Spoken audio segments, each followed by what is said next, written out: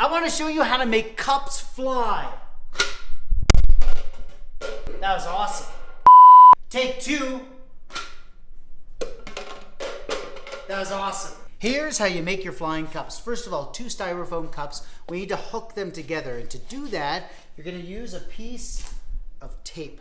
So take the tape and work it around like this until you have the cups hooked together. Now we need to hook the rubber bands together. So you put one rubber band inside the other one and you hook it together. And I like to hook a third one over here like this. This is going to give us our elastic energy. So now you want to take the rubber band and wrap it around the cup like this. Not super tight. We just want it so that when you let go, it gives it a good spin. Watch what happens. Ready?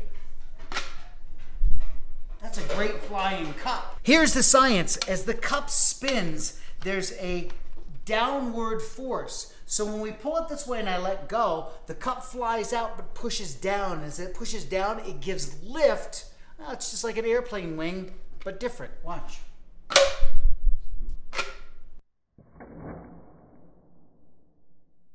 Why wouldn't you have flying cup races at home? It's a perfect thing to be able to do. It's easy, it's inexpensive, and you're learning a little bit about flight at the same time.